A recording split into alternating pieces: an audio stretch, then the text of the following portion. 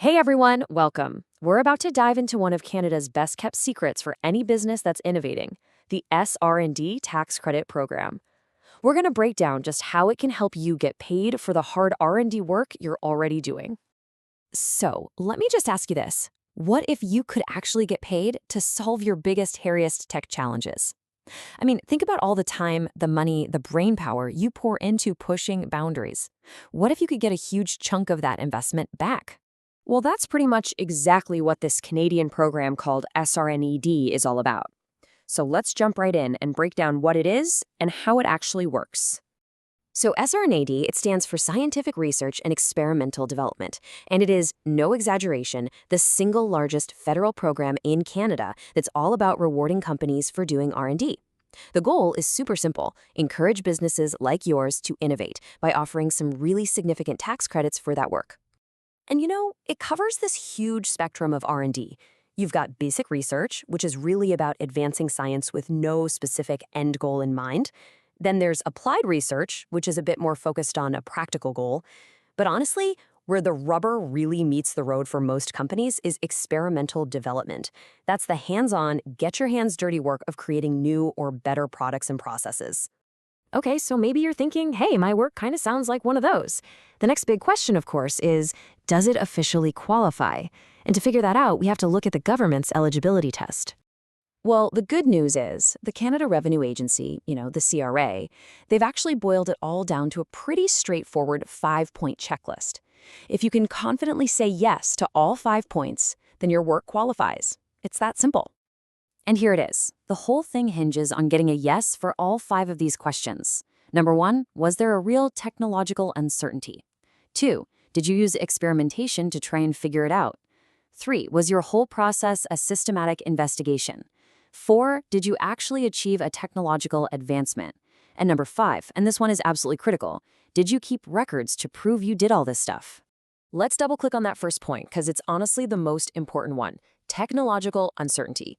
Now, this isn't about business risk, like wondering if your product will sell. No, this is all about facing a technical problem where the solution just isn't out there. It's not in a textbook, you can't just Google it, and it's not part of your company's standard practice. You genuinely don't know if it can be done or how to do it.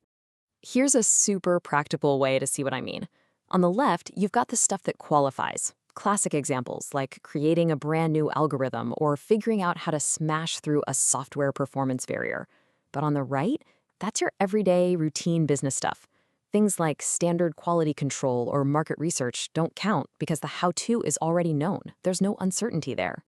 All right, let's say your work passes the test. You've checked all the boxes. Now for the fun part. Let's talk about the money. What expenses can you actually claim? So, the big ones are pretty straightforward. You can claim the salaries and wages for the people who are hands-on with the R&D, the cost of any materials you used up or transformed during your experiments, what you paid to Canadian subcontractors who helped out, and even a chunk of your company's overhead. When it comes to overhead, you've basically got 2 paths. There's the traditional method, which means you have to meticulously track every single related overhead cost. It's a ton of work. Or, and this is the one most people go for, there's the proxy method. It's way simpler. It just uses a set rate and saves you a massive administrative headache. Okay, so you've got it. You know your work is eligible, you know which costs to track, so what's next? How do you actually put all of this together and submit a claim? Believe it or not, after all that hard work, the technical breakthroughs, the financial tracking, your entire SR&ED claim gets summarized and submitted on one single super important document. And that form is the T661. This is it. This is the official claim form where you lay out your projects and your costs for the Canada Revenue Agency. Now, the real heart and soul of that form is what's called the technical narrative. This is your chance to tell the story of your R&D. You have to clearly explain the problem you were up against, why standard knowledge just wasn't cutting it, the experiments you ran, and what you found out. And get this, documenting your failures is just as crucial as your successes. It's powerful evidence that you were truly working through uncertainty. So, you've got your eligible work, you've tracked your costs, and you've written your narrative. The final, crucial piece of this puzzle is just being prepared for a potential review from the CRA. And really, it all boils down to one thing. Your claim is only as strong as your proof. I mean it. Strong documentation is your absolute best friend if the CRA ever comes knocking. It makes the whole process go so much smoother. So think of this as your audit-proof toolkit. You need the technical evidence that you created while you were doing the work. I'm talking design docs, technical reports, notes from your experiments, even your version control history. And of course, you need the financial paper trail, like payroll records and invoices, to back up every single dollar you're clearing. And that's really the SR&D program in a nutshell.